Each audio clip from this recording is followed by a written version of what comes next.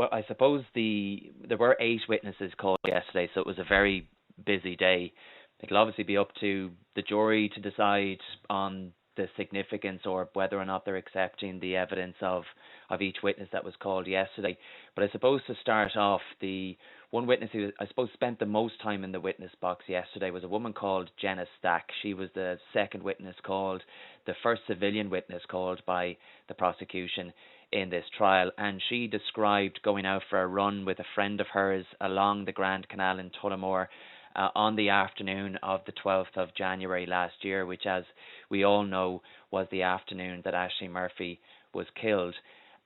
She described going out for a run at about 3:15 or so. She said that while on this run, she noticed a bike in a hedgerow. She described it as having luminous green handlebars, which she said stood out for her, and she said that the bike was pushed down into the hedge, which she thought was odd. She said she and her friend stopped, they chatted for a moment, and as they continued their run, she remembered thinking it was a really nice bike, and she wondered what it was doing there. They jogged on, but she said they didn't get very far, maybe a metre or two beyond the bike, when she said that she heard a lot of noise coming from the hedge. She said it sounded like somebody was struggling. She thought somebody was in trouble. She moved closer to the hedge. She shouted into it to see if somebody needed help. And she told the jury at this point that she couldn't see anything. At this point, all that was grabbing her attention was this noise that was coming from it, quite a distinct noise, she said. She became frightened and wondering if somebody was down in the dense undergrowth. You and your listeners may be very familiar with the Grand Canal and its terrain, but we were told yesterday that the canal is slightly more elevated than the landscape around it. So she described wondering if somebody was down in this dense undergrowth. She said she took a closer look and she could see the back of a jacket. She described this jacket as looking like a navy bomber or padded jacket, and she said that she shouted into the hedge, "Are you okay? What are you doing?" And at that point, she said the man turned around to face her. She said that she could see his face clearly, but couldn't see his hands because he was holding somebody down, a girl, she said, judging by the clothing that she could see. And through gritted teeth and in a foreign accent, she claimed this man said, "Get away." She said that he looked angry. She described the experience as terrifying. And I suppose given the hour and given the content of some of the evidence that was heard yesterday, David, it might be no harm to just give your listeners a warning, because some of the evidence heard throughout the day yesterday was distressing and may be distressing to some of your listeners. She told the jury that this man was crouched over the girl, and she described the girl as kicking out hard, like a scissors kick, she said. She said it appeared that she was crying out for help. She described her as strong. She said the man was holding her down, and she thought that he had or was about to rape this girl. Now, neither Jenna nor her friend Aoife, who was out for a run with her, and we also heard from her yesterday afternoon, neither of them had their phones with them, but Jenna told the man that she did and that she was going to call the guards in the hope that it would scare him off, that he would get off this girl. But she said that when she made that threat to call the guards, she claimed that he made a sudden movement, that he lunged up at them as if to frighten them. And she said when she was asked how far away was he, she said maybe 4 feet or so. And again, she said she was in this slightly elevated position because that ditch sloped downward. So this man was lower down than her. And she said when he made this sudden movement, as she alleged, she said she and her friend Aoife then sprinted off as fast as they could. She said her heart was pounding. They went off to raise the alarm and to look for help, which they did. We heard from people who came across the body of Ashling Murphy as well. That's right. We heard from a man called Enda Malloy yesterday afternoon. We heard that he was out for a cycle on his vintage High Nelly bike when he said that he came across Jenna and Aoife. He knew Aoife, he said, and he spotted them having an animated exchange with 2 other men.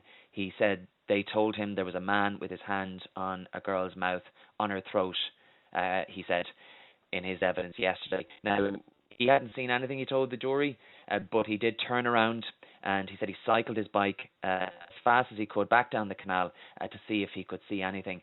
And when he got to that spot along the canal, he said that he saw a bicycle. He said that he stopped. He got down off his bike, looked down into the ditch, which he said was to his right. He went in to take a closer look.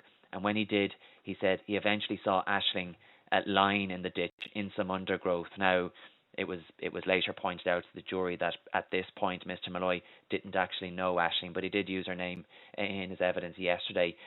He described how her hair was down over her face. He said that she was on her back. She was lying face up. He said he went down into this ditch. He shouted. He was trying to see if he could get this person's attention, if he could maybe get some sort of a response. He said he didn't. He said that she was just lying motionless in that ditch.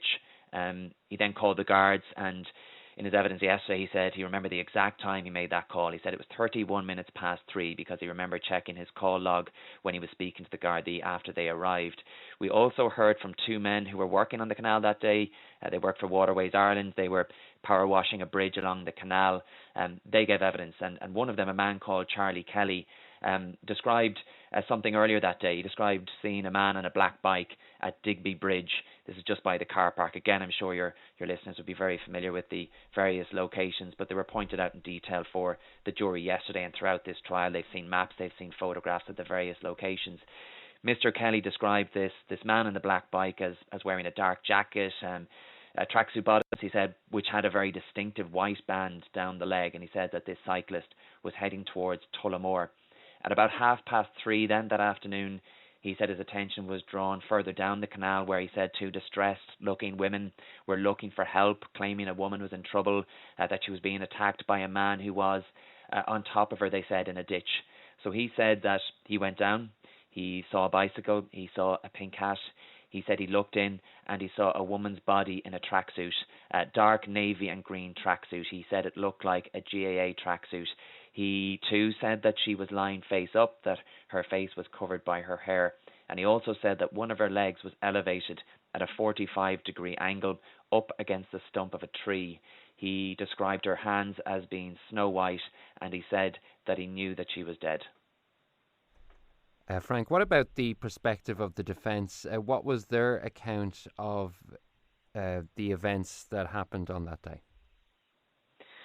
Well, firstly, and I suppose obviously it's important to point out that Jozef Puska is on trial for Ashling Murphy's murder, and he has pleaded not guilty to that alleged crime. But through the cross-examination of Jenna Stack yesterday, his defence barrister, Michael Bowman, put his client's version of events in relation to that interaction that she spoke about, because he is accepting, Mr. Puska that is accepting that he was there, and he remembers that interaction with Ms. Stack. But his version of events is very different, and that was put to Jenna under her cross-examination. Michael Bowman, Mr. Puska's barrister, again suggested to her that what she came across that afternoon was Jozef Puska trying to find out what had happened to the girl, trying to assist her. And when that was put to her, Jenna replied, no, he could have asked us for help. Mr. Bowman said his client remembered the engagement with Ms. Stack, but that he couldn't make out what she was saying to him, and that he didn't mean or didn't intend to be aggressive. He suggested that when Mr. Puska was seeking to speak to her, he got his leg caught in some briars as he tried to get out of the hedge, and that he shouted out in pain. That's not the impression I got, was the reply that Jenna gave to that proposition. Mr. Bowman then said that he was instructed again by his client, Mr. Puska, who was seated in the dock quite close to him. He said that he was instructed by Mr. Puska that the girl on the ground had reached out and that she was holding or had both hands on Mr. Puska's forearm because he was trying to stop her neck from bleeding. Mr. Bowman asked Jenna if she had seen that. She said no. She said, I knew there was something wrong. I could tell by her. He was holding her down, leaning over her. She described the girl as completely distressed, and she told the jury that she was terrified by what she had stumbled upon.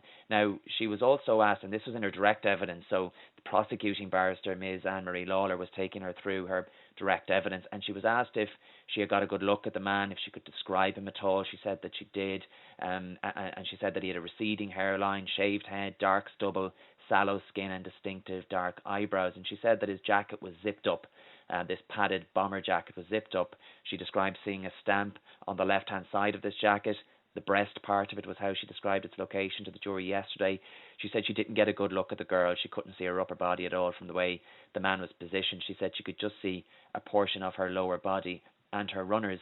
And under cross-examination, Then Mr. Bowman, and again he is Mr. Puska's defence barrister, asked her about an ID parade that she took part in the day after Ashling Murphy was killed, so on the 13th of January last year, because Ms. Stack had told the Gardaí when they arrived on the scene that she had got a good look at the man's face during that interaction at the hedgerow, as she told them that she would be able to recognise him if she saw him again. So she was asked to take part in this ID parade the following day, and we heard that a number of men with beards or stubble dressed in casual clothing were lined up, and she was asked to look at them carefully. She walked up and down that lineup before selecting suspect number 6, and she said the reason she picked that man out was due to his eyes, and she told the guards after she had picked him out that she was 100% sure that he was the guy she saw leaning over the girl in that canal. But as it turns out, and again this was something Mr. Bowman put to her under cross-examination yesterday, that man wasn't Jozef Puska. And when that was put to Jenna, she accepted that was the case, that it wasn't Mr. Puska, but she said he was very similar. And the other side, the prosecution then, Ms. Lawler, was given an opportunity to re-examine her, to ask her a few more questions after her cross-examination concluded. And she asked her if she had made a mistake when she picked out that man at that ID parade. And Jenna Stack accepted that she had. She was then asked if she had made any other mistakes in relation to her evidence, and she said that she had not.